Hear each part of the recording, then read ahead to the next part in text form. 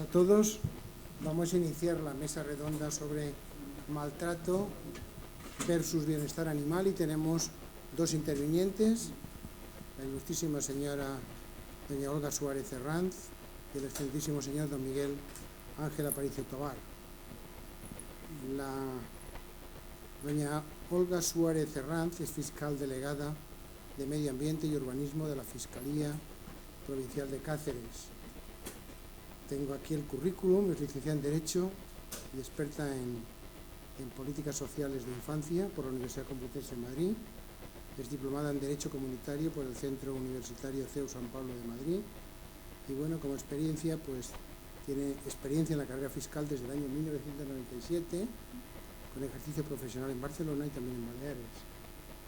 Y actualmente está destinada, como he dicho anteriormente, en la Fiscalía Provincial de Cáceres, donde ejerce funciones como fiscal delegado de la sección de Medio Ambiente y Urbanismo para toda la provincia de Cáceres.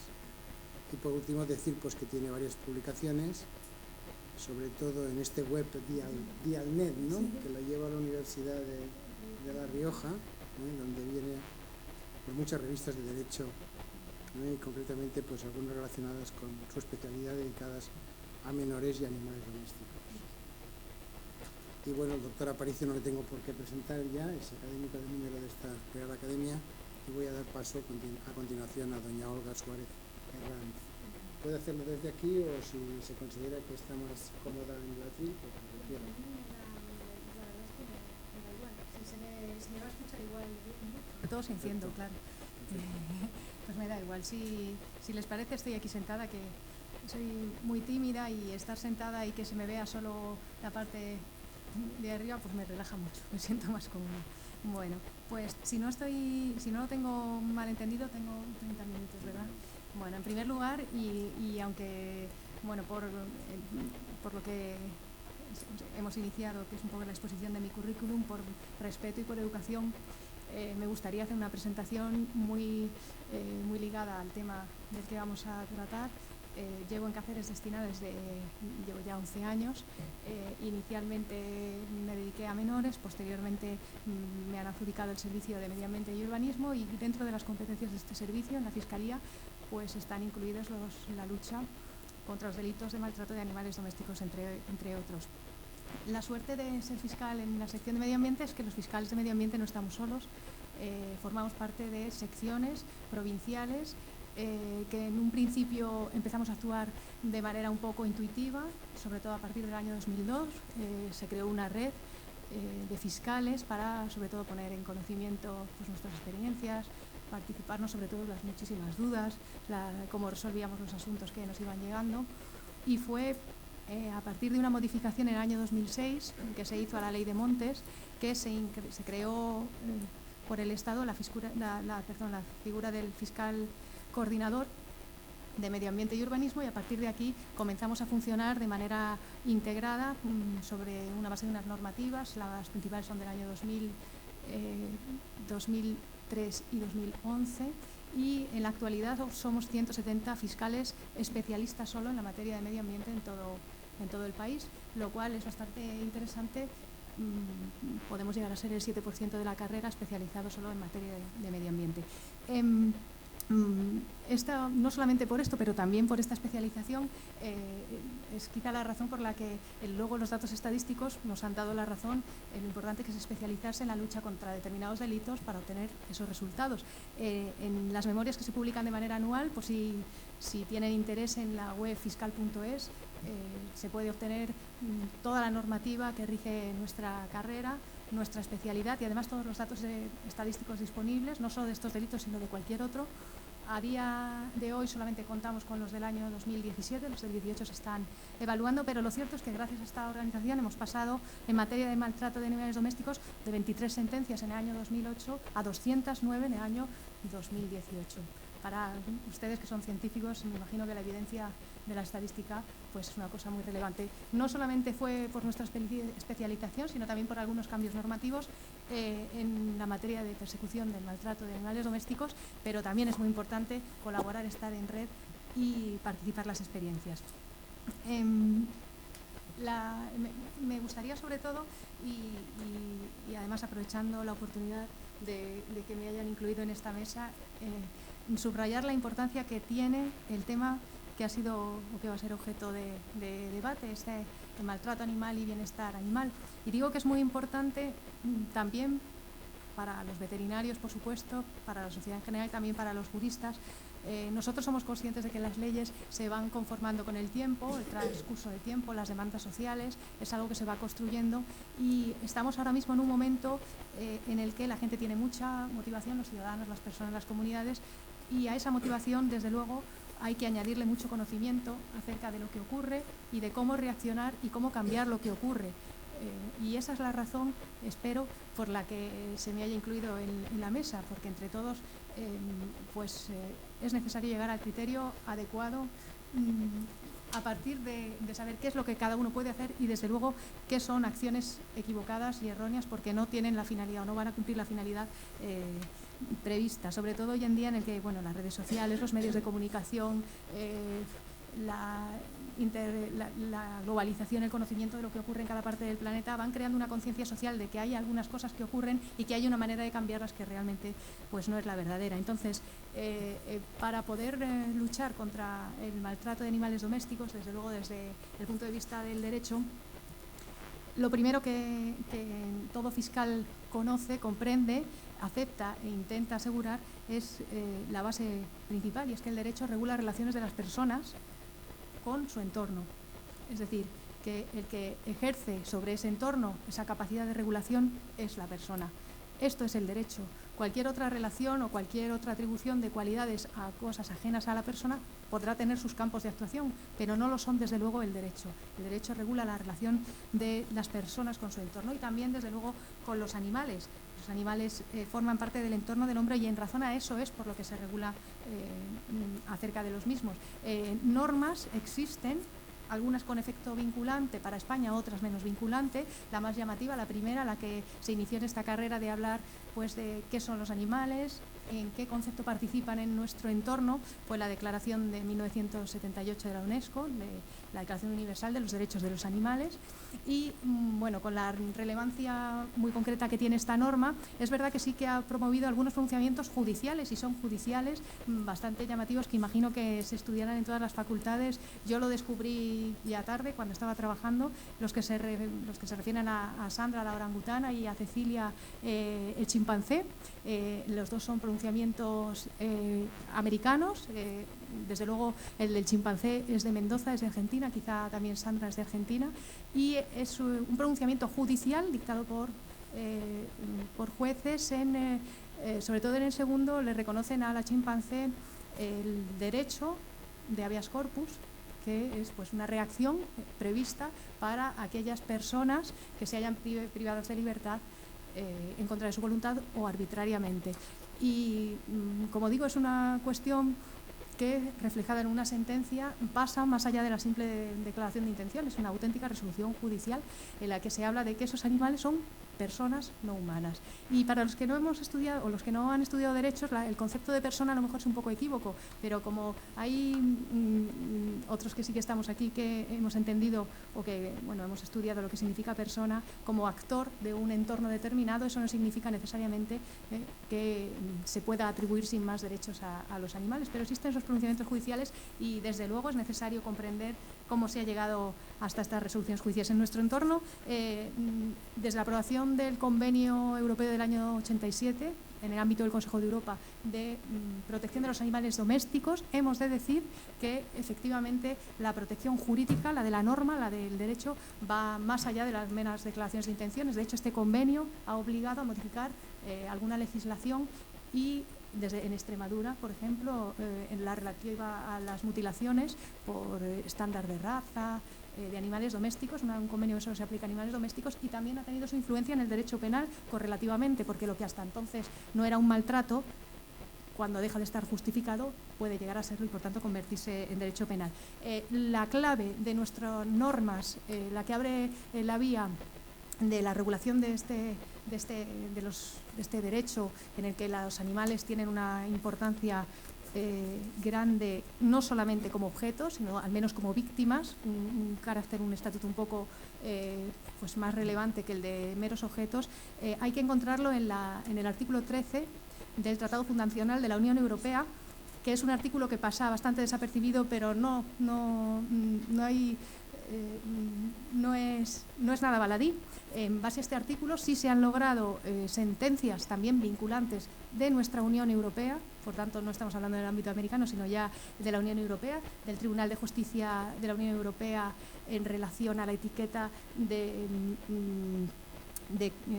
que no era posible poner que una carne halal era de era de producción ecológica, porque la producción ecológica está reñida con una muerte que cause sufrimiento al animal. Es un pronunciamiento judicial y, por tanto, vinculante, que empieza a enfocar en ese bienestar, ese derecho que tenemos, desde mi punto de vista, las personas al buen trato a los animales, y hay pronunciamientos del Tribunal Europeo de Derechos Humanos de Estrasburgo que vinculan directamente el bienestar, o mejor, el derecho que tenemos las personas a que se procure ese bienestar de los animales directamente a la al Convenio Europeo de Derechos, sobre todo relacionado con asuntos de libertad religiosa, los sacrificios igual rituales, el Shalom Stek, un pronunciamiento del año 2002 contra Francia, en virtud del cual el Tribunal Europeo entendió que ya era una excepción por razones religiosas permitir el sacrificio doloroso de los animales. No podían concederse más excepciones a esa excepción porque el bienestar de los animales era un valor comunitario de la Unión Europea. Como digo, este es un poco el inicio de la nueva importancia que adquieren los animales domésticos en nuestro ordenamiento. Pero hablamos de un ordenamiento en general y no del derecho penal. El derecho penal es la parte más restrictiva de ese derecho, tiene un objeto muy concreto y no sirve para dar respuesta a todas las cuestiones que se suscitan alrededor del bienestar animal. En nuestro derecho penal se ha modificado principalmente para ir acogiendo esos otros paradigmas en cuanto a la protección de los animales, desde la protección de la simple propiedad, como empezó, realmente protegíamos a los animales porque tenían un dueño y no queríamos indemnizar a ese dueño. En Mallorca, en Cáceres, siempre cuento, y me llamó mucho la atención, un compañero, Javier Antonio Colmenarejo, contaba siempre que su mayor frustración como fiscal fue tener que acusar en un asunto en el que se destrozó un perro a patadas dentro de un local por delito de daños en el local, por la sangre del perro y los restos como había quedado el local. Entonces, desde ese punto de partida, porque ese es en el que estábamos y no hace mucho tiempo, ese paradigma de la propiedad ha ido evolucionando, un poco vinculado a la prevención de la violencia, y entonces se ha modificado el tipo penal desde el año 2003 al 2010, la modificación muy importante, y finalmente al paradigma en el que nos encontramos ahora, que tiende más a vincular el bienestar animal con la dignidad de las personas. El trato digno a las personas implica que, en cuanto es ofensivo para esa sociedad, porque así lo ha establecido democráticamente, los animales tienen que gozar de bienestar. Estas tres regulaciones han ido introduciendo pequeñas matizaciones en los delitos hasta el momento actual. Entiendo que quizá las variaciones no son especialmente de interés, pero sí es importante reseñar la situación en la que nos encontramos ahora. Nos encontramos ahora en un delito que está asemejándose bastante a lo que el legislador ha empleado para los delitos de lesiones. Van paralelamente esos delitos de lesiones a las personas y el delito de maltrato de animales domésticos. Las pequeñas modificaciones que se van introduciendo en este delito de contra el maltrato de animales domésticos cada vez lo van acercando más a la regulación que existe al maltrato general entre las personas. Y esto no pasa desapercibido. Es muy interesante. Quedan todavía algunos restos de esos paradigmas anteriores, la propiedad, quizá la protección de la caza, los animales de caza, que están más vinculados a la propiedad cinegética, algún otro en el paradigma de la violencia, como el ensañamiento, que recuerdo, por cierto, hay una profesora en la Universidad de Zaragoza, María José Bernús, que recuerdo haber leído hace poco en una de las revistas de victimología un estudio que hizo sobre cómo el indicador predictivo de la violencia sobre animales, en violencia doméstica, de género, en los menores, que fue muy interesante. En ese paradigma un poco de de que aquello que se hace a los animales domésticos puede ser predictivo y hay que evitarlo porque, en fin, es para una sociedad pues no es tolerable. En ese paradigma está algunos de los restos que nos quedan, como por ejemplo en el ensañamiento. Pero en la actualidad, desde luego, el delito de maltrato de animales domésticos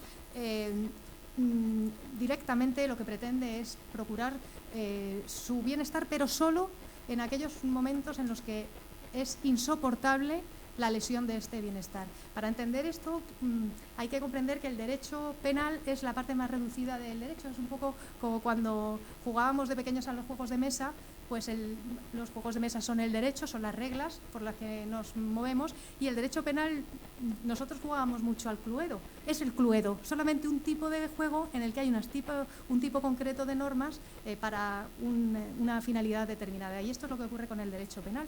Y lo digo y es muy importante saberlo porque no todo ataque al bienestar animal en absoluto es un delito, y porque hay muchas conductas que se regulan en el ámbito administrativo que no tienen su encaje en el delito, no lo tienen.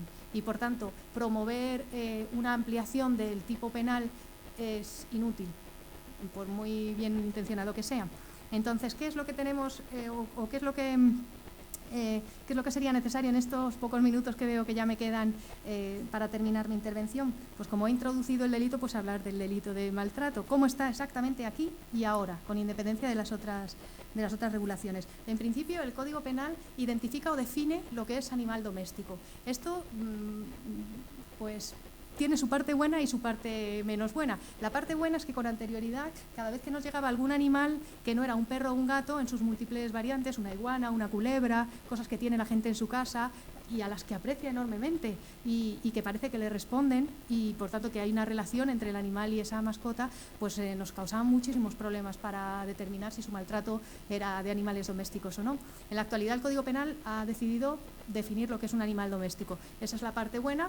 La parte que es menos buena es una definición absolutamente extensa. Es tan extensa que casi cualquier animal que no esté, vamos, lo dice el Código Penal, todo animal que no viva en estado salvaje es animal doméstico. ¿Y eso qué significa? Pues lo son los animales domésticos, pollos, perros, gatos, tanto los de compañía como los de renta. Lo son los amansados, aquellos que en su momento lo eran, pero individualmente, no se trata de una determinación por especie, sino por individuo, pues ahora mismo viven o han sido amansados y están en compañía del hombre. Lo son aquellos que temporal o permanentemente están bajo el control del hombre, temporal o permanentemente. Esto, por ejemplo, nos remite a la cetrería, nos remite a los centros de conservación de especies, de fauna, sin ir más lejos, como vengo de Cáceres, los linces evacuados de Portugal, que están en el centro Hornos, están bajo el control del hombre. Hasta ese punto se ha ampliado el concepto del animal doméstico. No son domésticos, para el Código Penal podrían serlo. Traeríamos ahí Y finalmente el Código Penal lo que quiere es hacer una cláusula en general: son domésticos todos aquellos que no viven en estado salvaje. Este artículo, considerado así solo, necesita por lo menos de la explicación de que existen otros tipos penales que protegen a otro tipo, al resto de animales. Aquellos que no son silvestres, pero no son domésticos, pero son objeto de caza. Y finalmente, pues a los silvestres. Son tipos penales que nos presentan muchas dificultades para integrar qué protección tiene cada animal, pero desde luego el de protección de animales domésticos lo tenemos clarísimo, es muy extenso. Bueno, estos son los animales. ¿Y qué conductas son las delictivas en el momento actual? Son dos las conductas. Una es el maltrato y otra es el abandono. Tienen diversa entidad, nosotros llamamos delito y delito leve a efectos de pena. La pena es diferente, pero la conducta en sí es el maltrato y el abandono. El maltrato, que puede ser lo físico, el habitual, de causar las lesiones, puede ser de carácter sexual, el que someta a explotación sexual a un animal, también comete el delito. Yo en un principio, cuando empecé a leerlo, en Cáceres tuvimos un asunto cometido por menores, pero no estaba todavía esta regulación y bueno, podía tener ese contenido sexual. Nosotros lo llamamos por físico porque también hizo lesiones y por tanto no tuvimos hizo lesiones, que murió, era una burra y se murió. Y por tanto no tuvimos que plantearnos este tipo penal. Yo en principio pensaba que se refería más a un tipo de explotación sexual y así lo dice además en el Colegio de Abogados, de, pues qué sé yo, hacer parir continuamente a las hembras por razones de raza, algún tipo. Sin embargo, cuando uno lee la exposición de motivos de los que pretendieron la inclusión en la ley, claramente se habla de zoofilia, es decir, que de verdad se trata de cuando el animal es objeto de esas conductas sexuales por parte del hombre. Y además, profundizando en este asunto, hay muchos otros países de nuestro entorno europeo que no solamente penan la zoofilia, sino también la pornografía animal, es decir, aquellas imágenes en las que aparecen animales en estas actitudes como delito contra los animales domésticos. Entonces, bueno, pues a partir de aquí parece que la interpretación está clara. Puede ser maltrato físico, puede ser sometido a explotación sexual y puede ser maltrato psicológico. Y este es un punto muy importante en este tipo penal. El Código Penal establece que es el maltrato cuando se menoscaba la salud del animal. Si el maltrato menoscaba la salud del animal. La salud puede ser tanto física como psíquica. Si tuviéramos alguna duda, en nuestra circular, esa regulación que tenemos a la que aludí al principio, se nos dice claramente, del año 2011, 7-2011, que se incluye desde luego el maltrato psicológico. Otra cosa es la prueba de este tipo de maltrato, para lo cual desde luego será imprescindible contar con los veterinarios a los que os he dedicado un último punto de mi exposición, porque toda esta construcción tan teórica, pues sin los peritos y sin los profesionales, es tanto como dar una conferencia, no nos va a llevar a ninguna condena. Entendemos entonces que el maltrato es físico, psicológico, es de origen sexual, puede ser por cualquier medio o procedimiento, que eso para los que hemos estudiado Derecho significa que puede maltratar uno por acción, la forma tradicional, dar golpes, cortar miembros, o por omisión, como el tipo más habitual de maltrato por omisión, que además está teniendo muchísimos pronunciamientos, al menos en Extremadura, es el abandono. Principalmente son animales domésticos de renta, del ganado, a su suerte, cuando hay pasto bien, y cuando el pasto no hay, pues allí mueren, suelen morir antes de sed, porque tampoco hay agua, o embarrados. Es un tipo de maltrato es un tipo de condena muy habitual quizá en territorios como Extremadura, que son muy ganaderos, y esa es la forma más habitual del maltrato por omisión, pero también desde luego puede ser por acción. Lo que es necesario es que este maltrato, que causa esas lesiones físicas, psíquicas, o que hacen al animal objeto de explotación sexual, sea injustificado. Eso es lo único que pide el Código Penal, que sea injustificado. Y esa justificación no significa que alguien se sienta justificado para lesionar al animal, porque eso se refiere a lo que nosotros llamamos las causas se refieren pues a la legítima defensa, al estado de necesidad. Eso va en otro lado, eso no es el delito. Eso es luego cómo ha reaccionado la persona frente al animal. No, se trata de que no esté justificado en la ley. Es decir, pues la experimentación médica, los espectáculos que están autorizados, a eso se refiere injustificado. Hasta la adhesión al convenio, pues los cortes para estándares de raza era un maltrato que estaba justificado. Por tanto, es a eso a lo que se refiere el justificado. Y finalmente, este maltrato puede causar o la muerte, o lesiones, o puede menoscabar gravemente la salud del animal.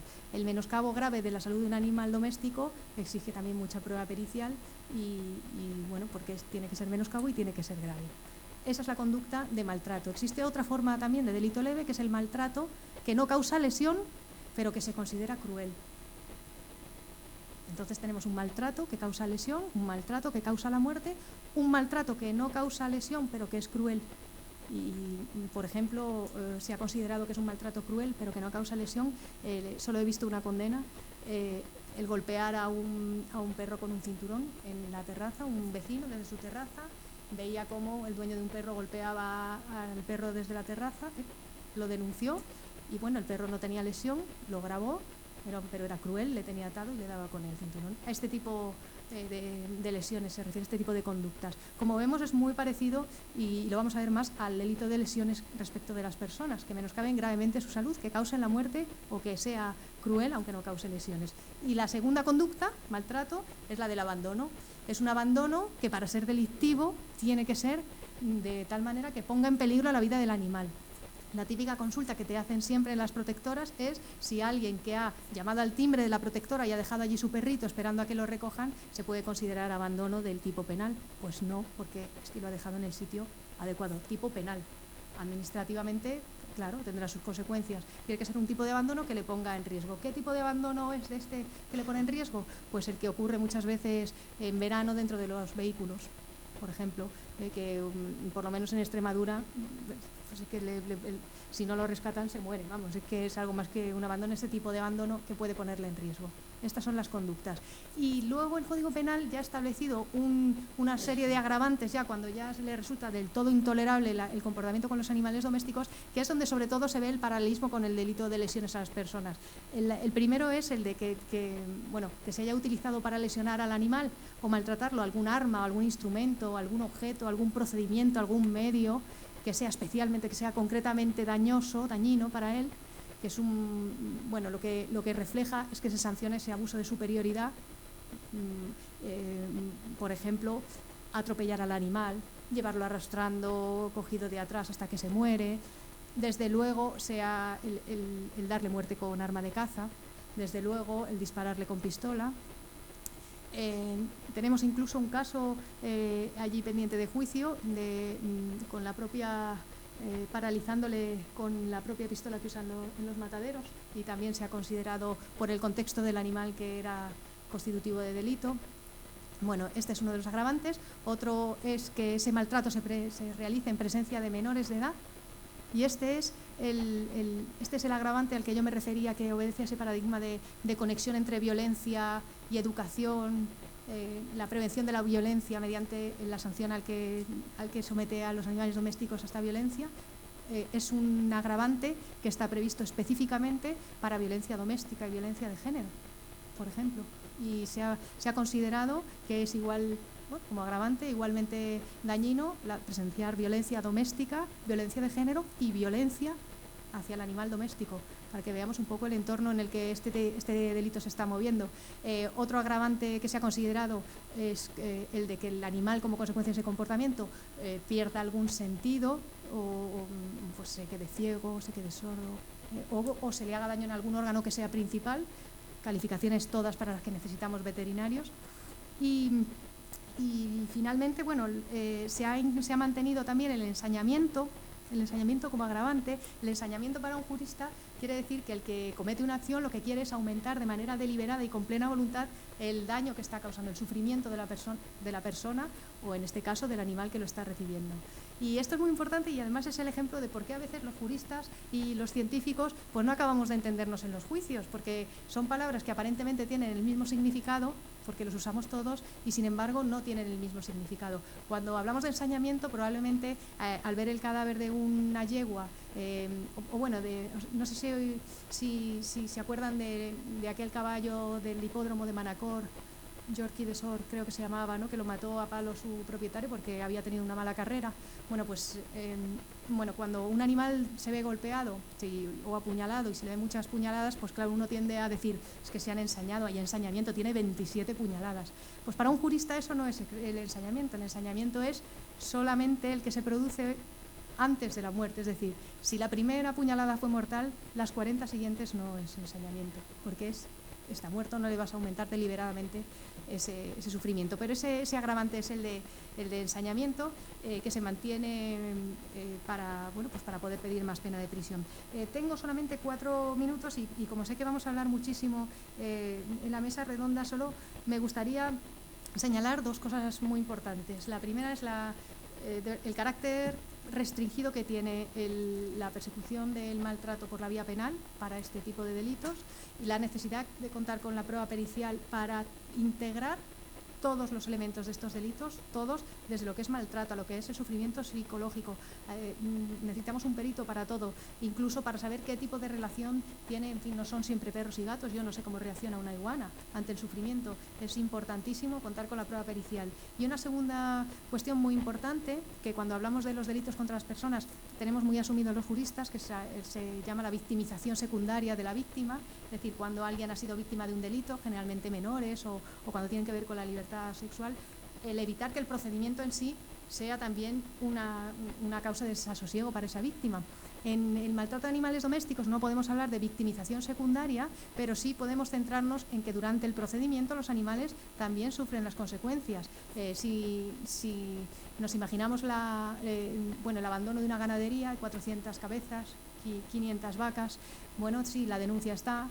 Mientras tramitamos la denuncia, esas vacas siguen ahí, siguen viviendo en esa finca, no tienen comida, no tienen acceso a servicios veterinarios por su propio bien, y entonces es imprescindible enfocar no solamente en el autor y en el delito, sino en esas que son las víctimas mediante las medidas cautelares, para lo cual también necesitamos del concurso de los veterinarios para poderla sostener ante el juez. Yo creo que aquí he clavado los 30 minutos. He sido un poco aburrida y lo siento enormemente, pero es que solamente se me ocurre que quizá luego en las preguntas puedan salir más anécdotas un poco más entretenidas.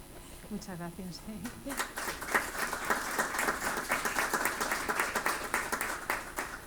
Muy bien, doña Olga Suárez, le agradezco sobre todo la precisión con la cual ha clavado los 30 minutos, ¿no? Ni que fuera una docente universitaria, ¿no? Y a continuación vamos a dar la palabra, porque creo que luego habrá un coloquio, al profesor Miguel Ángel Aparicio Tobán.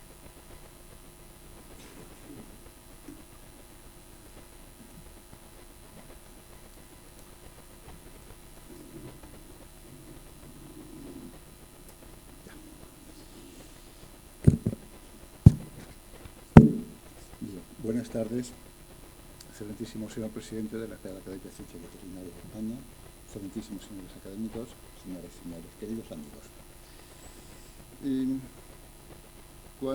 Hace unos meses, cuando pensé en la posibilidad de organizar esta sesión, que tuvo el amparo y el apoyo de la Junta de Gobierno, pues fue motivado porque en los últimos tiempos, por suerte, el bienestar animal es un tema estrella en congresos, en jornadas, en debates.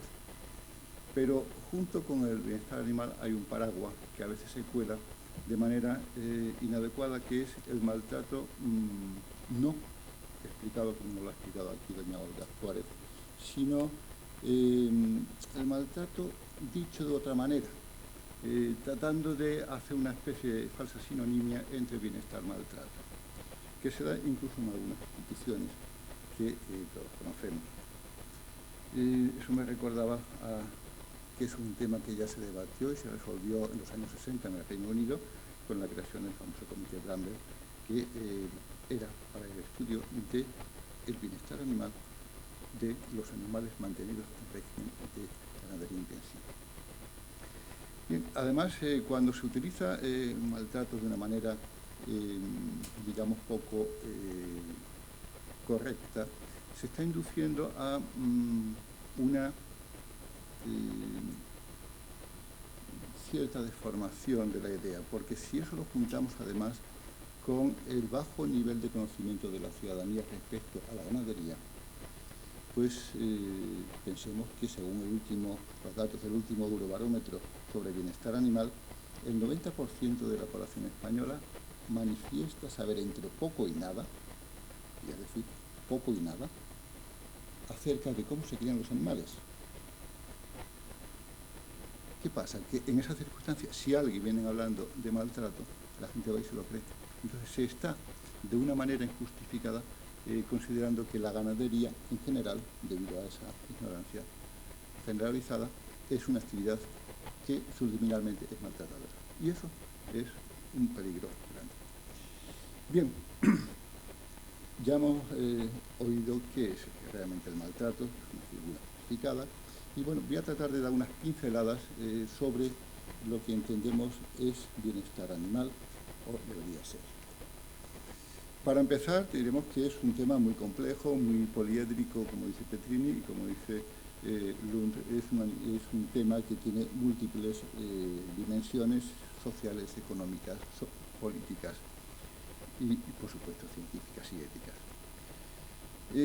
Esto ya lo vio el profesor Fraser, que en un artículo excelente, ese que están ahí, estableciendo puentes entre culturas, decía que era necesario establecer puentes entre dos campos muy distintos, el campo de la ciencia animal, el campo de la zootecnia, de la producción animal, y el campo de la ética, de modo tal que los científicos nos aportaran instrumentos y conocimientos científicos para mejorar el cuidado de los animales, y los filósofos nos aportaran teorías que permitieran mejorar el significado ético del cuidado y de la cría animal. de modo tal que pudiéramos aunar los dos extremos de la cadena que necesitan su unión. Además, tanto el profesor Fraser como Lund también plantean que existen tres grandes concepciones desde el punto de vista del bienestar animal. Una, la del funcionamiento biológico, aquella que está basada en que si un animal está bien cuidado, bien alimentado, crece bien, se reproduce en condiciones, es que goza de un buen nivel de bienestar. Otra corriente que sigue hoy día, que tiene cierta pujanza, es el de la vida natural. Fuera tranqueras, fuera puertas, y que los animales salgan libres al campo y recuperen su vida natural. Ciertamente hay muchas razas en el mundo que no tienen filogenia de lo que fue el comportamiento natural. Bien, tratando de buscar una nueva Arcadia, el propio Fraser viene a decir que son neobucólicos. Y hay una tercera, que es la que propugna que los animales tienen un estado afectivo que hay que preservar a toda costa y que lo que hay que evitar es cualquier estado desagradable para el estado afectivo. Ponen el acento en el estado afectivo del animal, de modo tal que plantean que cualquier situación que pueda crear una situación de desasosiego, de temor, de estrés, es una situación desaconsejable y, por supuesto, debe ser prohibida. Lejos de establecerse puentes, como plantea Fraser, lo que se está produciendo en la realidad es un alejamiento de las posiciones, particularmente entre aquellos que propugnan la defensa a ultranza del estado afectivo de los animales frente a todos los demás, y en particular frente a quienes propugnamos de que lo importante es el funcionamiento biológico y criterios objetivos y científicos para valorar y medir el bienestar de los animales. Bien, pero ¿qué se entiende o qué hay que entender en concreto sobre el bienestar animal? Podríamos estar mucho tiempo haciendo referencias a distintas definiciones emitidas por distintos autores, pero voy a traer solamente una, la establecida y aceptada por la Oficina Internacional de Epizootía, más conocida como Organización Mundial de la Salud Animal. En su última edición del Código Sanitario de los Animales Terrestres, del año pasado, pues plantea que el término bienestar animal designa el estado físico y mental de un animal en relación con las condiciones en las que vive y muere. Ha experimentado una cierta modificación desde la primera definición del año 2004, que se nutría de la idea del profesor Brum, y ha introducido el elemento del estado mental. Bien, pero además apostilla, no solamente es el estado, sino para saber si un animal está en buenas condiciones de bienestar, debe estar en realidad sano. No podemos seguir hablando de bienestar de los animales si no están sanos. Tienen que estar cómodos, dice. Bueno, claramente tienen que gozar de un alojamiento adecuado. En alguna ocasión he visitado explotaciones que, bueno, las han remodelado y no han adecuado el alojamiento para una especie que era para otro inicialmente. Tiene que estar bien alimentado, tiene que estar seguro. Seguramente, si estos partidarios de la nueva Arcadia soltaron los animales, me gustaría preguntarles si los animales que están sueltos en la sierra, muy cerquita de aquí de Madrid, y sienten la presencia de los lobos, que también tienen su presencia en el campo, sienten una situación de paz y de armonía con el medio. Bueno, también tenemos que saber si padecen sensaciones desagradables, dolor, miedo, desasosiego, y si son capaces de expresar el comportamiento natural propio de su especie y estado fisiológico.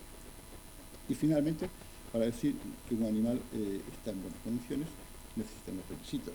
En primer lugar, prevenir las enfermedades. Eso significa un trabajo veterinario previo, una planificación, un calendario de vacunas, que las vacunas no producen eso que dicen los antivacunas, ni los animales ni las personas.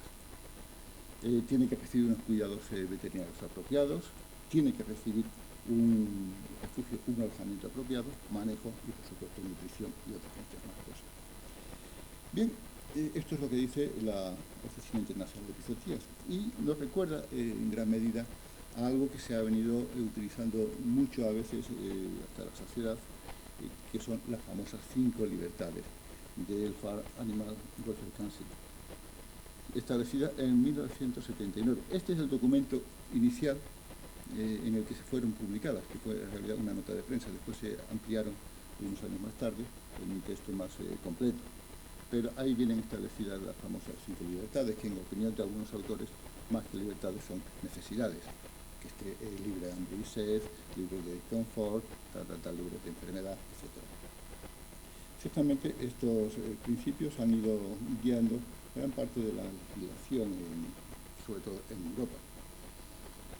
Bien, si venimos hablando de todo esto es porque realmente la relación hombre-animal es necesaria. Hoy sería impensable un mundo sin animales, un mundo donde los animales estuvieran vagando a su entera libertad y capricho. Por tanto, hay una relación hombre-animal, una relación que es desequilibrada, pero a la vez interdependiente. Y ese cierto desequilibrio tiene que ser compensado de algún modo con unos principios éticos en esa relación. Los humanos necesitamos a los animales para alimentarnos, para utilizar fibras, materias primas, pero los animales necesitan a nosotros, porque ¿qué sucede, por ejemplo, y tenemos la muestra palmariamente en los centros en los parques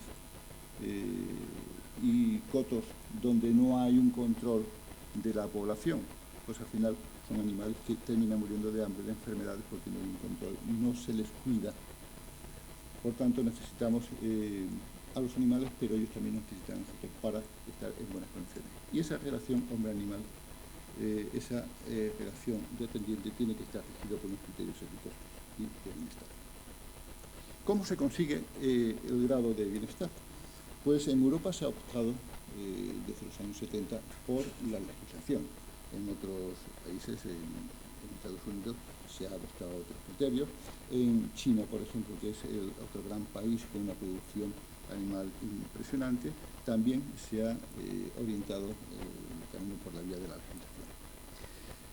Desde el punto de vista cronológico, pues hemos visto incrementar sustancialmente las iniciativas legislativas de la Unión Europea desde los años 74, cuando salió la primera directiva sobre protección de los animales en el momento del sacrificio, hasta la década 2000-2010, que es el momento de máxima promulgación de normas, y en la década en la que estamos solamente se ha promulgado una, que es la de protección y bienestar de los pollos de carne.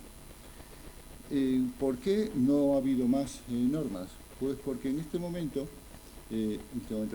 momento, cuando se hizo el análisis y la evaluación del plan sectorial, el plan estratégico 2006-2010, y se preparaba el siguiente plan estratégico de bienestar animal, pues se plantearon 3 opciones. Una, dejar las cosas como estaban; otra, seguir profundizando en la legislación; y una tercera, que era dejarlo, pero estimular otras vías para el desarrollo del bienestar, como potenciar la condicionalidad y la obligación de cumplir las normas de bienestar, y si no, soportar la consecuencia, que era la retirada parcial o total de las ayudas comunitarias, y la vía del segundo pilar de la política agraria comunitaria, el desarrollo rural, concretamente la medida 14 de potenciación del bienestar animal. Que en España tan solamente hay una comunidad autónoma que hasta ahora se ha acogido a esa vía, que es Castilla-La Mancha, y en Europa hay otra que es Cerdeña, y con buenos resultados en ambas dos comunidades. Las materias sobre las que se ha dirigido principalmente el esfuerzo legislativo de la Unión Europea, pues ha sido principalmente el transporte, no solamente porque se desarrolla en un espacio público, sino porque además el transporte el bienestar animal durante el transporte tiene una gran importancia, habida cuenta de que los animales experimentan a lo largo de su vida varias experiencias, varias situaciones de transporte, particularmente los cerdos. A medida que se va desarrollando la cadena productiva, se van incorporando más transporte. Las normas sobre protección general, la última directiva vigente es la 98/58 de protección de los animales de granja, y después algunas normas ya específicas, la de gallinas, la de terneros, la de cerdos, y la última, como decía, la de bienestar y protección de los pollos de carne. En el proyecto con Welfare, que terminamos hace unos años, investigamos cuáles son los métodos, porque de acuerdo, ya tenemos la legislación, ya tenemos los criterios, pero ¿cómo sabemos si se están cumpliendo o no? Investigamos sobre los criterios más adecuados para la aplicación de medidas de evaluación del bienestar. Y encontramos que, siguiendo 5 sectores que elegimos, los de autoridades públicas, funcionarios públicos, ONGs, las asociaciones y entidades de productores, la cadena y el mundo de la investigación, pues al final los 2 instrumentos más importantes, las 2 baterías de indicadores más valoradas fueron los indicadores basados en el animal, los indicadores basados en la granja. Instrumentos, pues hay bastantes. Aquí tenemos una lista de ellos para la evaluación del bienestar animal en la granja. Tuvo mucho éxito hasta los años, hasta el 2010 aproximadamente, el ANI, Animal Index de Bartusek, para gallinas, para vacuno, etc. Después, a partir de la publicación de los resultados del proyecto Welfare Quality, tuvo una acogida, pero tiene sus particularidades que lo hace bastante difícil de aplicar con criterios generalizados. Les puedo contar una pequeña anécdota. En el seno de las discusiones del proyecto de Welfare, pues a veces salía los temas de indicadores del Welfare Quality, y en particular en el cerdo ellos dicen que hay una forma que es para evaluar si la relación hombre-animal es buena, y es que uno cuando está visitando la granja, a las cerdas que están allí en las salas de parto, ponerle la mano encima, y si el animalito responde bien, pues eso es muy buen indicador de bienestar animal. Yo les decía que eso era erróneo, que era parcial y que no servía para todos los casos. De hecho, cuando visitamos Extremadura y en una reunión del grupo de trabajo, pues lo llevé a una dehesa donde había cerdas ibéricas en libertad, sistema de camping, y le dije, bueno, vamos a probar ese sistema, ese indicador tan bueno que tienen ustedes, o que alguno de ustedes defiende, y entramos en el cercado, 1,5 hectáreas aproximadamente, donde había algo así como 10 o 15 casetas de camping de cerdas paridas. Y bueno, pusimos las calzas, entramos y los animalitos, claro, los bichones enseguida nos rodearon, empezaron a mordisquear y automáticamente llegaron las cerdas, las madres, chasqueando, echando espumarajos. Y claro, salieron como almas del diablo. Y bueno, hubo 2 o 3 personas que me hicieron caso y se quedaron quietos y diciendo, no vais, no pasa nada. Y simplemente nos quieren hacer demostración de que esas crías son suyas y que no las toquemos. Así que ahora, dicho esto, pongan la mano encima, y naturalmente nadie se atrevió a acercar ni siquiera la mano, ¿no? Bien, entonces se dan cuenta de que eso vale para ciertos sistemas, no para todos, no es un criterio generalizado. Bueno, otros criterios como el de Welfare Quality o los muchos que hay a nivel en Estados Unidos. Tenemos hoy día una serie de baterías de indicadores zootécnicos, fisiológicos, patológicos, etológicos, etcétera, etcétera. Bien, teniendo en cuenta que por donde se orienta la política comunitaria en materia de bienestar es dejar la legislación como está, con una base mínima, pero potenciarlo a través de protocolos referenciales que sean asumidos por los propios productores o por los propios sectores, es por donde va a orientarse en el futuro, más aún si tenemos en cuenta que en la próxima política agraria comunitaria se va a incentivar la vía 14 para la financiación incluso de esas medidas. Les he traído, para ir terminando ya, unas fotografías para que veamos algunos de estos indicadores. Por ejemplo, esta es una fotografía del mismo campo visual, pero este es el espectro visible y este es el espectro infrarrojo, donde podemos ver el efecto de la sombra. Esta mancha, esta sombra de aquí, es esta mancha azul, y aquí podemos ver que justo en el lomo de esta oveja hay una temperatura de 29 grados, pero en el lomo de esta otra, ¿qué es esta?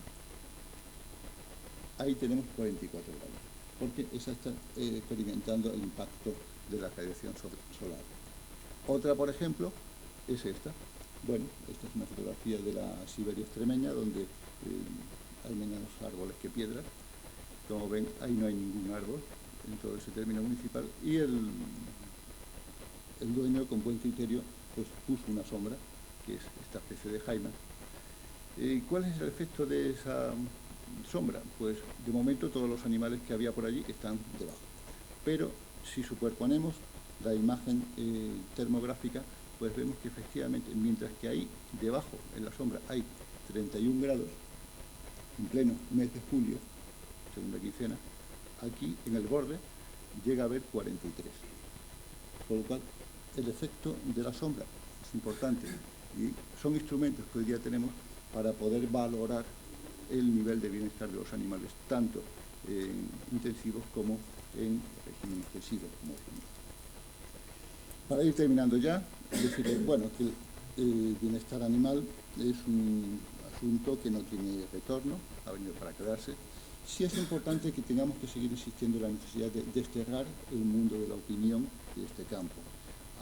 Así como nadie discute cuando se dice hay que mejorar la salud de los animales con estos tratamientos, hay que mejorar los alojamientos con este tipo de dispositivos, pero sin embargo, si decimos hay que mejorar el bienestar animal de esta manera, aparece mucha gente que tiene ideas algunas un tanto peregrinas, pero que anteponen sus criterios morales y personales a criterios científicos.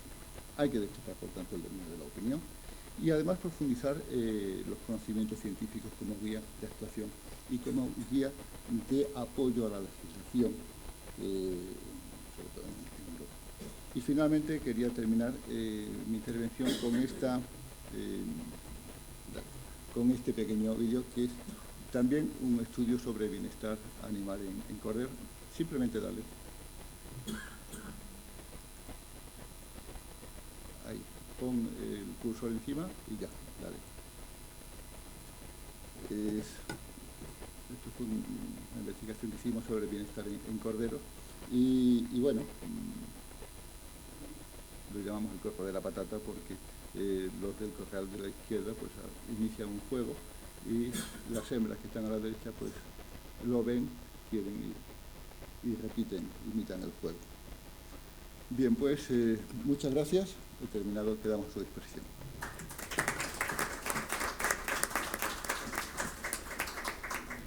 Pues muchísimas gracias, doctor Aparicio, por su intervención. Bueno, tenemos dos intervinientes y en consecuencia pues creo que hay suficiente materia como para tener una discusión. Pues, ¿hay algún académico, el profesor Higuera? Simplemente, en primer lugar, felicitar a ambos por la exposición que habéis hecho y algunas reflexiones. Cuando has dicho que el Código Penal, al tipificar estos delitos, emplea términos típicos de las personas en las lesiones, yo digo que aquí lo que se hace el Código Penal es emplea diríamos, un método antropomorfo, conceptos de las personas, jurídicos penales, a los animales. No está ni bien ni mal, pero es así. Es un empleo antropomorfo del derecho penal.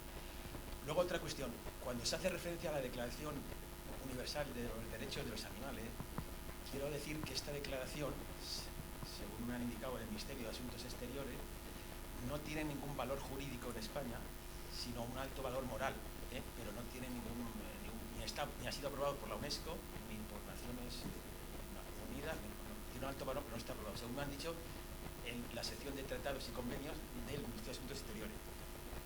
Luego hay otra cuestión muy importante, es el problema de los concursos. Bueno, pues para poder resolver el problema de los concursos, si una persona ha cometido uno o varios delitos o un delito continuado, es muy importante partir del concepto de bien jurídico, porque el concepto de bien jurídico es lo que nos da luz, fundamento para resolver estos problemas. Y claro, aquí en el concepto de bien jurídico, en estos delitos, pues hay un gran debate y cada autor tiene un concepto propio. Unos dicen que es el bien jurídico en estos delitos es el bienestar, otros dicen, como yo creo, y yo la tesis que yo mantengo, que es el respeto y consideración hacia los animales, pero hay que ir al respeto y consideración que sea el dominante en un momento histórico determinado, que lo ha de marcar el fiscal en última última instancia el juez, el dominante del momento histórico. Eso es muy importante. Entonces, yo parto de un bien jurídico colectivo, respeto y consideración. Otros dicen que es un bien jurídico individual, que sería el bienestar, más personal. Pero claro, decir que el bien jurídico en estos delitos es el bienestar, yo creo que no es correcto, porque el Código Penal en las personas no protege el bienestar a las personas, es más, protege la vida, la libertad, pero el Código Penal no protege el bienestar de las personas. O sea, no puede ser el bien jurídico protegido penal el concepto de bienestar, como se mantiene. Entonces, en estos de los concursos se plantea el problema de si una persona en un matadero mata a un cerdo, pero no le aturde, comete un delito. Pero si esto lo hace 7 o 8 veces, ¿hay un delito continuado o no? Ahí es el problema. Tú me has dicho antes que es muy interesante que cuando se tratan de muertes no hay un delito continuado, es la práctica, sino que solamente habría, cuando se producen varias muertes, un concurso real, distinto.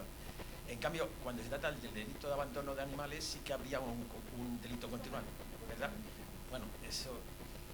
Ahí se plantea estos problemas. Luego hay también otro problema, en fin, son reflexiones, es que yo creo que no debería ser delito, como dice la opinión dominante, y entre la opinión dominante, Enrique Gimbernat, que no debería estar castigado nunca en el Código Penal la zoofilia, porque la zoofilia es un acto inmoral, y entonces en la Ilustración se distinguió lo que es lo jurídico de lo moral, lo ético, o el pecado, lo que es pecado, de lo jurídico. Entonces yo creo que esto debe tener un reproche ético, moral, pero no debe ser delito, salvo que haya maltrato, entonces, pero hay que castigar por el maltrato, pero no castigarlo. Esto es lo que piensa la opinión. Aparte de eso, generalmente, estas conductas de zoofilia, que van a ser muy difíciles de probar porque no se hacen ante notario y con testigos, ocurre que esto es un trastorno muchas veces de la personalidad. Y entonces lo que se está tipificando aquí es una anomalía. Por otra parte, es muy difícil de detectar esa anomalía porque, como muy bien sabes, en España nuestros médicos forenses no están especializados debidamente en psiquiatría. Hay muy pocos. En Aragón no hay ningún médico forense especializado en psiquiatría. En Madrid, de los 160, solamente hay 2. Entonces esto se analiza muy mal y sin garantía. Y es una grave corruptela que somos responsables todos. Y esto hay que solucionar. Bien, hay otra cuestión de importancia y es la siguiente. Pero ahora que haga estas reflexiones. Me voy a apuntar algunas, porque si tengo memoria limitada... No, pero es que... Ya termino. Hay otra cuestión. Si los animales son seres sintientes y no son cosas, entonces quien roba un animal cometería un delito de robo, o habría que tipificar un delito distinto, que sería el delito de sustracción de un animal, que habría ahí un bien jurídico en concurso con un delito de hurto o robo. Si son seres sintientes, habría un concurso de delitos entre un delito de robo o de hurto y un delito que habría que tipificar porque es un ser sintiente, ¿no? Es el problema que ya se ha dado en Tarragona. Lo que pasa es que ahí se resolvió diciendo que no había ánimo de lucro y tal, y entonces no se condenó, pero ya esto se ha planteado en Tarragona. Bien, y hay otra cuestión importante que es, menos mal que esta proposición de ley de Podemos ha caducado y no se ha aprobado, porque pretendía elevar la pena de prisión como máximo, en caso de muerte, era 16 meses hasta 3 años, con la finalidad de que no se pudiera suspender nunca la ejecución de la pena. Menos mal que no se ha aprobado esta ley. Y hay otro problema muy importante que es lo siguiente, en fin, son reflexiones. El problema del objeto material, el animal, el doméstico y tal. ¿No crees que deberíamos ir a un concepto amplio de vertebrados, como en Alemania o en Alemania o en algunos otros países? Y simplemente, cuando se trata de la indemnización especial para la tenencia de animales, se refiere al animal que ha sido objeto de delito o a todos los animales. Y nada más que eso. Muy bien, gracias. quiere contestar. Sí, son muy breves. Claro, comprendo, esto es como cuando en un grupo hay 2 veterinarios y un jurista, pues claro, el jurista está callado y aguanta, pero cuando hay 2 juristas y un veterinario, pues el veterinario tiene que aguantar ahí las disquisiciones jurídicas, pero hay un par de cosas que son muy sencillas y son muy fáciles de explicar. El convenio de la UNESCO que se llevó después a la Asamblea al año siguiente de Naciones Unidas es lo que es, porque no es vinculante. En el derecho hay normas que son vinculantes y normas que no lo son. Por eso he referido 2 sentencias del ámbito americano, de Argentina. En lo que él ha planteado del concurso de delitos o no, a efectos prácticos quiere decir qué es lo que ocurre cuando una persona con una misma conducta produce varias muertes o con conductas distintas mata a distintos animales. Si yo tengo 2 bodegueros que dejo atados del cuello sin darles de comer y mueren, ¿qué estoy cometiendo? ¿Un único delito de maltrato de animales domésticos? O uno con cada uno de los animales. Y yo, como no soy legislador y lo único que participo es a través del voto, pues lo que a mí me toca es aplicar lo que pone la ley. Entonces, lo que pone la ley es el que maltratara a un animal doméstico. Como el tipo está descrito de manera individual y cada animal doméstico para el tipo penal es valioso, cada muerte es un delito.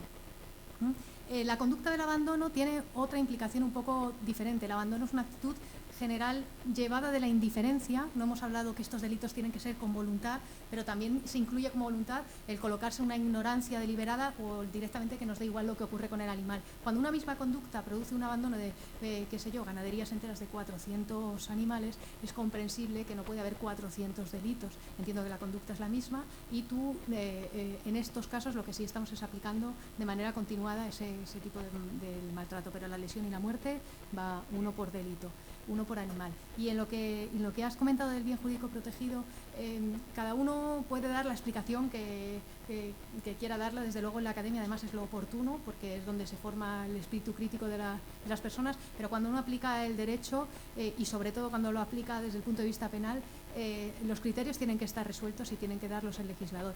El delito de maltrato de animales domésticos está incluido en los delitos contra el medio ambiente. Por tanto, lo que se protege es la biodiversidad, el ecosistema, la relación que el hombre ha establecido a su alrededor. Y en consecuencia no tiene que ver, no es un bien personal, no es un bien exclusivo de alguien, es un bien global en el sentido en que se le está dando ahora a la biodiversidad. Todos formamos parte de ellos como animales que somos, nosotros también. Nosotros podemos legislar, los animales no, pero el bien jurídico protegido a efectos prácticos tiene relativa importancia, a efectos académicos la tiene todo. Yo creo que más o menos en cuanto a las penas, la entrada en prisión o no de los agresores es una cuestión que no se refiere al delito, sino a las concretas circunstancias de cada uno y que se plantea no solo en estos delitos, sino en todos los delitos de maltrato. A día de hoy, desde luego en Extremadura hay una persona ingresada en prisión por maltrato de animales domésticos. Eran unos caballos a los que dejó morir de hambre y está ingresado en prisión. Es lo único que puedo decir, pues igual que lo hay cuando uno trafica con drogas o por encima de las penas. No sé si... Sí. Bien. Profesor Juan Antonio Ordóñez.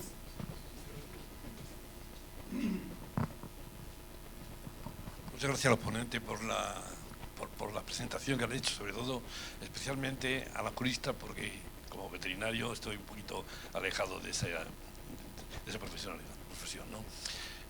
Yo le voy a hacerle 2 preguntas en 2 sentidos diferentes. La primera, tengo que advertirle que no soy ni antitaurino, ni tampoco soy apasionado por la lidia. Pero usted ha hablado de enseñamiento y yo le pregunto, ¿cómo considera el toro de lidia el derecho penal? Y después también, como usted ha dicho que no hay ensañamiento después que ha muerto, en el caso del toro de lidia, ¿qué ocurre? ¿Cómo considera eso el derecho penal? Esa es la primera pregunta. Le digo que no sé, solamente por estar enterado de la situación, no por nada. Bueno, pues podría contestar muy rápido, pero me voy a extender porque le voy a contar un poco qué es lo que ocurre con yo tampoco soy taurina ni antitaurina, no, pero comencé siendo muy taurina. Muchísimo. Era una pasión, me escapaba de casa para ver las corridas de toros. Era verdaderamente un amante de los toros. Posteriormente y sobre todo con el contacto con los animales y bueno, singularmente con todos los perros que he ido teniendo, me he dado cuenta que bueno, había una parte de mi alma que no se había desplegado con el contacto con los animales y que por tanto a partir de ese momento yo no podía soportar ver que sufría un animal. Ese es el recorrido que yo he hecho y creo que es el recorrido que se puede exigir a la gente que haga, cada uno con sus propias experiencias y sus propias reacciones, lo que es capaz de tolerar o no. La sociedad, democráticamente hablando, a través de las leyes tolera los espectáculos taurinos porque están autorizados. Y como vivimos en un mundo con estas reglas, pues el maltrato al toro de lidia no es maltrato porque el tipo penal exigía que no fuera justificado y esto lo está. En la ley se permite, se regula como espectáculo y en consecuencia no hay ninguna valoración que hacer desde el punto de vista penal. Es así. Si se hiciera con algún otro animal, ocurre en general con todos los festejos que tienen al toro por protagonista, los famosos toros de Coria, todos estos espectáculos que se hacen en torno a los animales. Y entonces, bueno, yo siempre cuento lo mismo, todos estos espectáculos están autorizados hasta un punto y en el momento en que dejan de estarlo, para eso es muy importante estar muy preparado, es lo que decíamos al principio, muy importante saber dónde se puede actuar para ser eficaces. Si lo que se autoriza es una suelta de un toro por unas calles, no se autoriza ni tocarlo, ni golpearlo, ni hacerle nada durante la suelta. Hay que ser, pero penalmente si está autorizado, no hay nada que hacer. Pasa igual con la caza. Si no estuviera autorizado, pues evidentemente pues también sería un delito. Muy bien. Y otra pregunta es con los términos que usted ha utilizado, que yo realmente, a ver, no sé si estoy confundido o es que se utilizan uno y otro de forma simultánea. Son los términos salvaje y silvestre. Verá usted, le voy a contar una anécdota que me ocurrió a mí.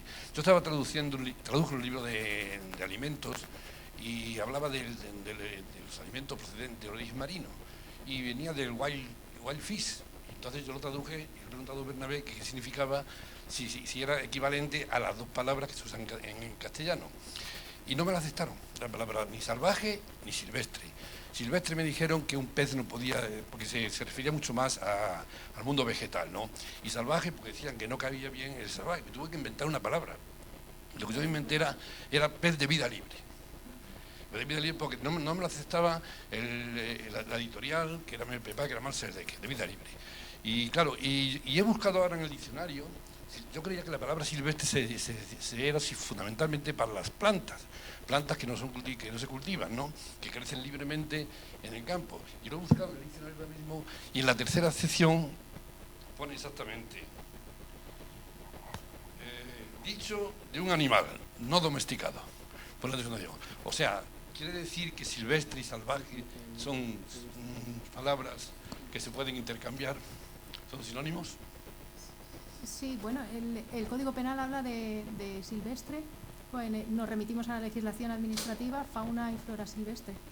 Y de todas maneras esa diferencia entre salvaje y silvestre tiene mucho más trasfondo, incluso filosófico de lo que parece, lo que es salvaje y lo que simplemente está conectado con cómo vemos el ecosistema y cómo integramos a los que forman parte con cierta igualdad del ecosistema, pero a efectos prácticos todo aquello que no es doméstico, amansado o está bajo el control del hombre y no es objeto de caza, entonces es silvestre.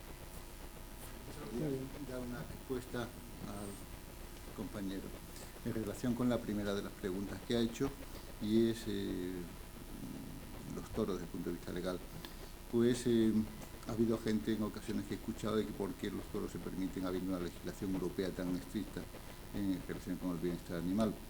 Pero los toros entran y son legales también en la legislación europea en virtud de la excepción del Tratado de Ámsterdam de 1997, que es el artículo 13 actual del Tratado de Funcionamiento de la Unión Europea, donde dice que hay que tener en cuenta el bienestar de los animales, excepto unas circunstancias históricas, religiosas, culturales, entre ellas.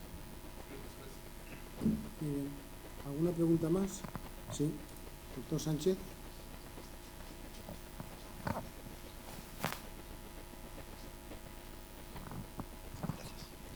Buenas noches. Felicitar a los dos por estas intervenciones tan interesantes. Y va a ser una pregunta para cada uno. la primera pregunta para el doctor Aparicio, y es que, bueno, primero la reflexión de que todo el tema de bienestar animal, pues creo que ha sido una cosa que los ganaderos la cogieron con muchísimo miedo, que no sabía qué repercusiones tenía, y luego ha sido una situación que les ha servido para mejorar productivamente y han visto que les ha resultado muy positivo. En cuanto a instalaciones, han notado que incluso han mejorado. Entonces, la pregunta va por ahí, porque al inicio de toda la legislación de bienestar animal, pues yo creo que hay algunos sesgos, sobre todo de los países del norte, en los cuales pues, lo que hablaba de la temperatura. Pues la temperatura para este país pues, es un tema fundamental para la ganadería.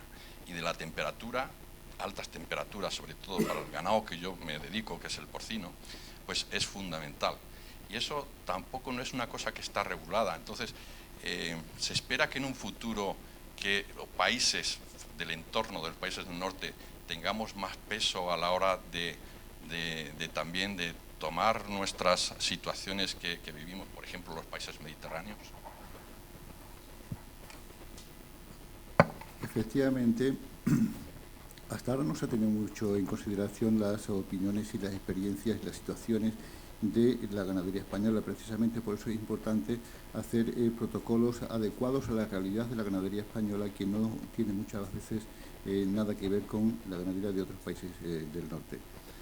En concreto, hicimos hace unos años un informe cuando la EPSA estaba trabajando en los prolegómenos de una nueva directiva sobre bienestar en ganado ovino caprino, y por indicación del Ministerio de Agricultura me incorporé a aquellos trabajos y observé con cierta estupefacción que, según parecía, a las ovejas solamente le afectaba el calor, pero no el frío. Y daba igual que se helaran, eso no era un problema. Hizo el seguimiento y, claro, quien lo estaba escribiendo era quien había redactado el protocolo aquel, era una autora escocesa, y allí el frío no es ningún problema. Entonces, había que preocuparse muy mucho por el calor y el efecto negativo sobre el bienestar. Precisamente la fotografía esa de la Siberia extremeña fue de un trabajo que aporté en aquella ocasión, donde se demostraba que el clima mediterráneo no afecta negativamente. Incluso las ovejas, aun cuando estaban paridas, incrementaban el estado corporal durante el estío, un estío en la Siberia, en Extremadura. ¿Cómo se puede resolver eso? Pues estando más presente. Yo creo que en este momento en la Plataforma Europea de Bienestar Animal hay presencia española y esperamos que, y ojalá que hubiera un mayor peso por parte del propio Ministerio en ese sentido, para llevar el sentir de los sectores que muchas veces no se traslada adecuadamente.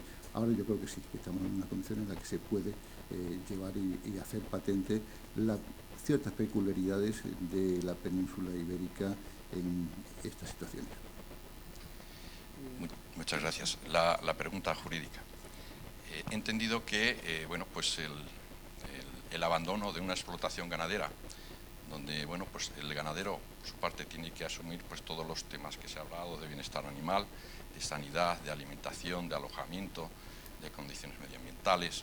Entonces, si el ganadero no cumple con ese requisito, se considera pues abandono y es delictivo. Lo he entendido así. Entonces, la pregunta es, en el caso de que bueno, pues hay una explotación ganadera, que hay un grupo que no, pues él tiene otra filosofía en cuanto a lo que se tienen que tener los animales, y entran por la noche y sueltan los animales y les dejan fuera de su alimento, de su alojamiento. Esto, por ejemplo, pues explotaciones de bisones o un camión en la carretera que lleva pues su alojamiento y está en condiciones y está dentro de la legislación, que abre ese camión y sueltan los animales. ¿Eso se puede considerar también abandono por parte de las personas que lo han realizado? Ganaderías, perdón. En cuanto al abandono, el abandono que es delictivo tiene que tener un efecto determinado en la salud. Todas las condenas por maltrato debido al abandono, el otro es, todas las condenas de maltrato debido a esa dejación, a no darles de comer, tienen un resultado. Normalmente descubrimos que existe eso cuando hay cadáveres de animales, cuando llegan los veterinarios de la administración y levantan las actas y ven el estado caquéxico de todos los demás animales. Entonces simplemente ese es el tipo de abandono que está llegando al tipo penal. El otro abandono, el de en condiciones que pueda peligrar, es un tipo que exige comprobar caso por caso. Es decir, si en el momento de dejarles sueltos, los dejan sueltos en mitad de una carretera, si en el momento de dejarlos, ese es un tipo que no puedo ampliar así con carácter general porque depende del caso concreto. Esa omisión de los cuidados necesarios de comida o veterinarios, esos animales que salen en las revistas, ¿no? Todas las pezuñas en los caballos, que no se las han cortado nunca, ese tipo de abandono de los cuidados es el que lleva al delito, no esas otras conductas. Eso tendría su sanción administrativa si es que la tiene. Muchas gracias. Doctor Pro. La suelta de animales, estaba pensando ahora mismo, por ejemplo, si no constituye un delito medioambiental, pues el soltar unas cotorras argentinas, que son especies alóctonas, y que están constituyendo realmente un verdadero problema contra el cual no se actúa. O si se actúa es tirando el nido para que lo vuelvan a hacer. Entonces, dentro de los delitos contra los animales me gustaría saber qué tipificación tiene pues lo que está sucediendo ahora mismo con estas plagas que están, vamos, yo tengo ahí un nido de cotorras que es impresionante, aparte del peligro y el riesgo que supone el que quiere una rama y le caiga a una persona y lo mate, porque ese es otro riesgo. Entonces me gustaría saber qué medidas legislativas se pueden tomar contra todas estas invasiones de especies alóctonas, que no solamente la cotorra es un ejemplo, pero existe el caracol, me parece, en los arrozales, en fin, una serie de cuestiones que causan impacto ambiental y que no están contempladas en ningún sitio, no se le da la debida importancia desde mi punto de vista. Muchas gracias por la exposición que han realizado, que es interesantísima. Pues sí que existe reacción, lo que, bueno, como el tema de la mesa de debate era el maltrato de animales domésticos, he dejado fuera todos esos otros delitos en los que sí se protege la fauna o la fauna propia, la autóctona, y en la que sí están sancionadas esas conductas. Además de sancionar el maltrato de animales domésticos, se sanciona el ejercicio de la caza en las acciones de caza fuera de las condiciones de caza, y además se sanciona el ataque a animales que están catalogados, que están protegidos, y finalmente hay un tipo penal que es el que sanciona al que libera especies que no son autóctonas. El problema que tiene ese tipo penal, yo claro, te hablo desde el punto de vista del derecho, es el de la autoría, porque claro, todo derecho penal exige un autor, si no, y claro, el problema es que es muy difícil de identificar. Entonces entiendo ya, no como fiscal, sino como jurista, que la actuación desde luego tiene que ser administrativa, reparar los efectos que yo desconozco, y afortunadamente no tengo que decir qué es lo que hay que hacer con las cotorras, pero desde luego desde el punto de vista penal sí que es un delito. Introducir existe, sí. Existe un delito, o sea, el tipo del delito es ese, el de introducir especies alóctonas. Pero claro, para poder seguir adelante es necesario que haya un autor. Podría ser, pero claro, esta pregunta se la hacemos a un juez y es mucho más prudente y probablemente se quedará aquí. Pero podría ser, la Administración tiene una posición de garante respecto a la protección del medio ambiente. Desde el momento en que la Administración, conocedora de determinadas cuestiones, no actúa para resolverlas estando en su mano y siendo posible, podría exigirse algún tipo de responsabilidad a la Administración. Y digo podría.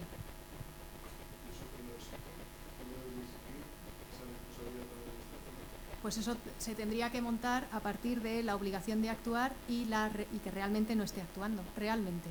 No por incapaz, por imposibilidad, porque no sabe cómo hacerlo, Es posible. Los delitos se cometen por acción y por omisión. Entonces, la Administración, que está obligada a procurar un bienestar, si no lo hace, pues se encuentra con la posibilidad de que le exijamos responsabilidad. Es posible. Lo que ocurre, bueno, es que es complicado. Sí. ¿Alguna pregunta más? Quizás se podría pedir responsabilidad patrimonial a la Administración Pública, porque sabe bien que es por funcionamiento normal o anormal los servicios públicos, incluso de la Administración Pública.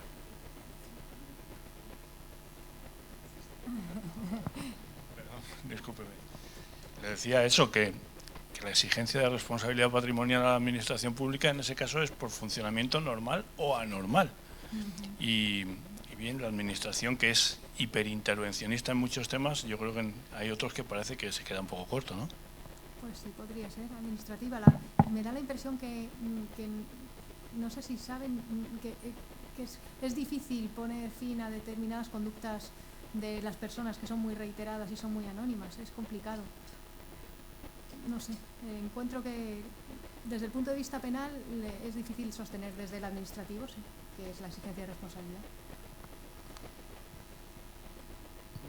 ¿Alguna pregunta más?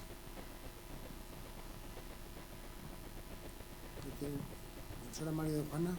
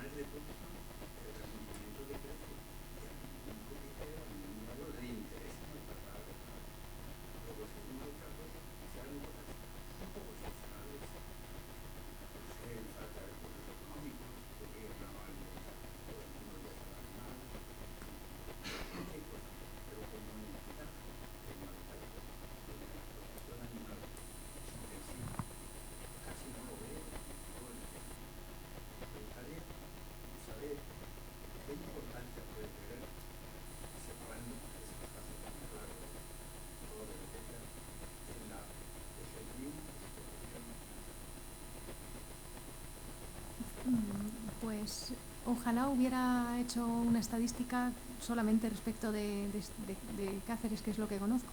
Pienso que el entorno rural, el entorno urbano también es muy importante para poner las cifras un poco, para poderlas conectar con coherencia. Desde luego el maltrato de animales en general es excepcional, en general. No es uno de los delitos que más se comete en el Código Penal. Dentro de estos, el maltrato de animales domésticos es inferior, desde luego, a todos los delitos que se producen en la caza. Ya es otra excepcionalidad dentro de esos delitos.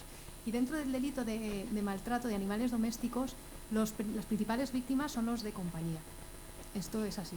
Los de renta son muy escasos. Llevo 11 años y se habrá condenado a 3 personas. Existen, pero son muy escasos. El problema que representan este tipo por razones diversas, generalmente suele ser la desidia más que la intención de causar daño. Es decir, esa idea de que con el pasto el ganado sobrevive, los dejo pastando tranquilamente en Extremadura y yo pues estoy viviendo en Asturias y bajo cada X tiempo a ver cómo está el ganado. El problema es que a lo mejor quien hace eso no comprende que el pasto es verde siempre en Asturias, pero bueno, que aquí en Extremadura es necesario, allí en Extremadura es necesario un poco más de vigilancia. A este tipo de conductas me refiero, que no son las habituales, pero que existen y son las que se han condenado. Pero vamos, es dentro de los tipos de maltrato el menor porcentaje son con los animales de renta, aunque a nosotros nos representan la mayor problemática, porque durante la tramitación del procedimiento esos animales generan muchos gastos, tienen que administrarse, tienen que tomarse decisiones de salud, decisiones económicas, que al final acaba decidiendo un juez de penal, pero son muy escasos.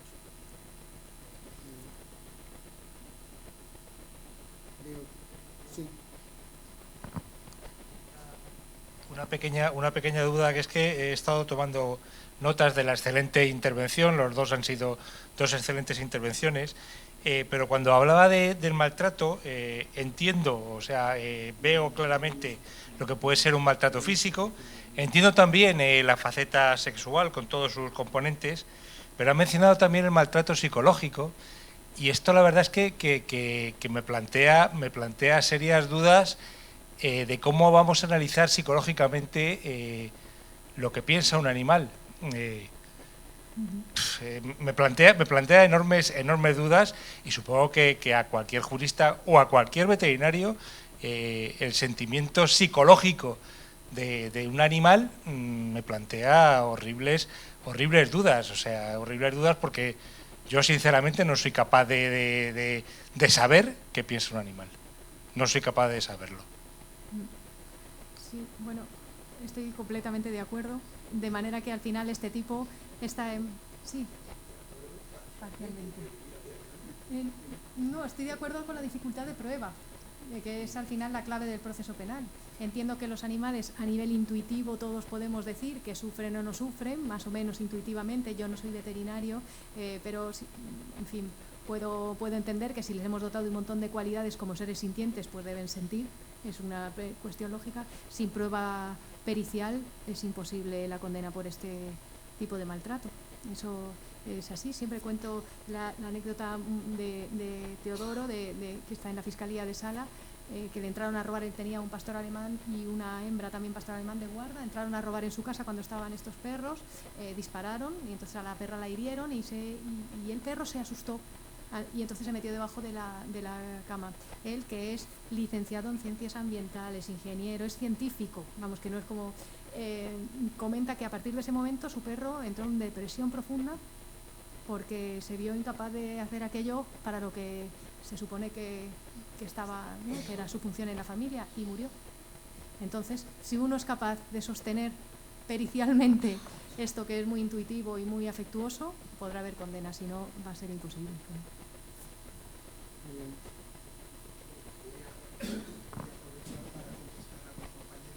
No sé quién ha tomado la palabra. Bueno, claro, es que hablamos de animales de una forma muy general.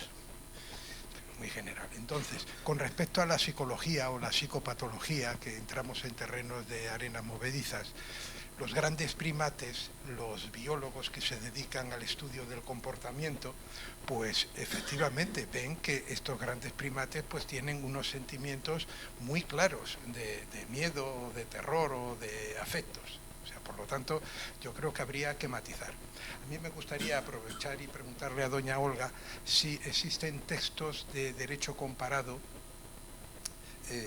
penal con respecto al área hispanoamericana, para poder, porque en el área hispanoamericana existen ganado cimarrón, es decir, ganado doméstico, pero que termina asilvestrándose y pastando en las grandes llanuras de la Pampa o de otros países hispanoamericanos. Entonces, habría que matizar también en ese aspecto. Por eso me gustaría saber si existen textos de derecho comparado, dado que el doctor Aparicio, al cual felicito por su intervención también, pues nos ha expuesto toda la normativa europea, que más bien entramos en comunión, pero en el derecho puede haber discrepancias, sobre todo en derecho comparado. No digo ya con el área europea en la cual nos encontramos, sino con el área hispana, que también presenta matices. Don Amalio ha hablado de los gallos de pelea, que están contemplados perfectamente, incluso de las peleas de perros, cosa que aquí en España pues ya está prohibido, ¿no? Y luego el derecho consuetudinario, o sea, en el que ya por la costumbre pues se han establecido una serie de leyes históricas. Bien es cierto y reconozco que se han ido modificando, desde tirar la cabra desde el campanario hasta arrancar y destroncar los cuellos de las ocas, etcétera, etcétera, y otra serie de animaladas. Y ya sería la última pregunta, que en este caso se la dirijo a usted, doña Olga. Es algo más personal y si no quiere contestarla, no lo haga. ¿Cuál es su posicionamiento con respecto a las asociaciones animalistas? Con esto ya les felicito nuevamente. Bueno, respecto al derecho comparado centroamericano y latinoamericano, no lo desconozco, ojalá lo supiera, porque habría hecho una mesa redonda súper interesante.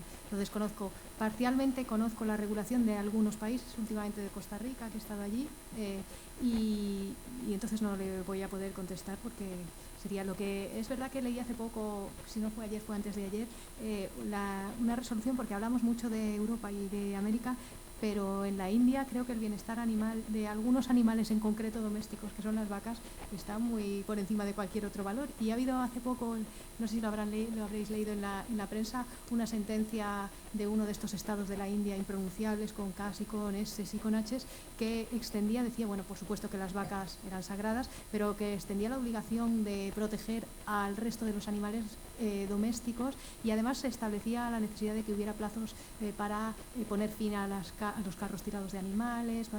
Entonces, bueno, es verdad que no solo nuestro entorno europeo, que hay entornos muy ricos en el centroamericano, el americano no lo desconozco. Y en cuanto a mi posición respecto de los animalistas, creo que como cualquier persona que ya es mayor, hay que reconocer que la gente que tiene motivación por defender unas ideas merece todo el reconocimiento del mundo en cuanto a esa motivación. Y en cuanto a lo que defienden, como es tan genérico, pues no sé muy bien si es una opinión personal. Creo que la sociedad tiene que relacionarse y tiene que intentar cambiar las cosas. Creo que eso es positivo, creo que eso es lo que define a esta sociedad del siglo XXI, y creo que involucrarnos a todos en procesos globales es la clave para compartir experiencias y para demandar ese cambio. La cuestión no es la asociación, sino las formas de interactuar de las personas asociadas para conseguir seguir sus fines. Pero eso ya es ajeno al movimiento asociativo, eso es cada uno como quiera conseguir lo que consigue. A mí me gusta la gente que está motivada y que con conocimiento quiere cambiar las cosas en general. La manera en la que se quieren cambiar es lo que a lo mejor ofrece ya una valoración diferente. Es decir, que estaría en desacuerdo cuando hace un mes y medio un grupo animalista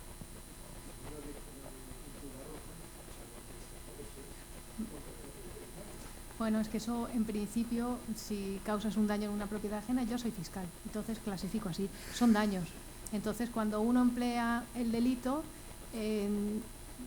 pero claro, esto tiene antes de que conteste con la libertad de expresión, y tiene unos ciertos límites, pero cuando uno emplea el delito para cualquier fin, incluso para el más bueno, pues se merece esa consideración. No sabía que habían hecho aquí Bueno, nosotros también nos ocurren cosas allí, creo que en Cataluña a mis compañeros les tienen también un poco, en fin, estas cosas que pasan.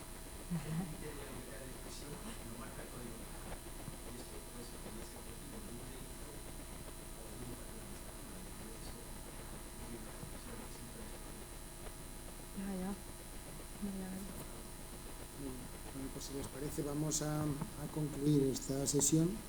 Yo estoy realmente satisfecho y en nombre mío y de la Junta de Gobierno pues agradezco al profesor Aparicio la iniciativa de haber organizado esta mesa, que es una continuación de otra mesa que se hizo hace poco tiempo sobre el derecho de los animales, en el que participó también el profesor Higuera, y que bueno, lo que nos viene a demostrar pues que la sociedad está evolucionando a unos pasos agigantados en los temas de protección y bienestar animal. Y solamente decir una noticia que ha salido esta mañana en los medios de comunicación, que el 40% de los hogares españoles tienen ya una mascota, ¿no? De manera que posiblemente esto llegará a índices mayores, porque en Estados Unidos están ya en un 60%. De manera que, lógicamente, pues el maltrato, el abandono, de alguna manera, pues considero que la sociedad se irá concienciando de forma paulatina, ¿no? Digo yo. la sociedad necesita, y esto mismo lo necesita el mundo veterinario. Yo creo que, igual que se ha hablado de los peritajes en el campo de la medicina forense, también tenemos veterinarios forenses que tienen que conocer el mundo del derecho. Por lo tanto, el mundo del derecho es fundamental que lo tengamos en cuenta en este mundo de relación entre las personas, tan importante. Y bueno, yo decir que me ha encantado sobre todo el histórico que ha hecho doña Olga Suárez, sobre todo haciendo mención a la Carta de Derechos Humanos, la Carta del Derecho de los Animales, que por cierto el profesor Vigueras ha tenido la gentileza de ir al Ministerio de Asuntos Exteriores al negociado de convenios para ver si realmente, porque aquí el otro día hubo una discusión muy alta, diciendo que efectivamente que era algo que había sido aprobado por Naciones Unidas y que era una carta que yo lo he visto, por supuesto, en algunos libros de texto, lo he visto así. Por lo tanto, sí que convendría que hiciéramos una nota quizás en la academia en este aspecto para aclarar un poco en qué consiste esta Declaración de Derecho de los Animales, ¿no? Y por otra parte me ha gustado lo del Consejo de Europa, ¿no? El Consejo de Europa yo creo que ha sido fundamental, los convenios del Consejo de Europa, ¿no? Porque ha sido la base de la legislación comunitaria, ¿no? Y sobre todo española, ¿no? Yo creo que todo el transporte, el sacrificio deriva del Consejo de Europa, por lo tanto la labor que ha hecho el Consejo de Europa realmente es muy importante, ¿no? Y bueno, pues nada más, yo quisiera pues decir que tenemos que seguir esta línea tan importante, ¿no? E intentar, por lo menos bajo el punto de vista veterinario, pues que vayamos teniendo más conocimientos en estas sensibilidades, ¿no?, tan importantes. Y lógicamente los que trabajan en el campo de bienestar animal saben que lo más importante son los indicadores, ¿no? ¿Qué tipo de indicadores tenemos que tener para mejorar, ¿no?, para consensuar, para detectar, y nada más. Yo creo que ha sido un éxito.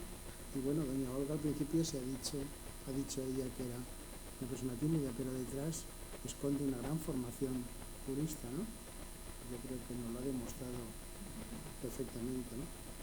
Y nada, en reconocimiento precisamente a esta conferencia, pues le vamos a entregar un diploma, ¿no?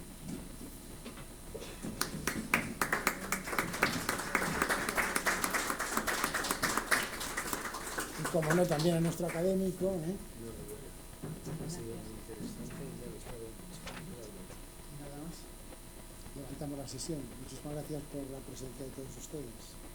Muy bien.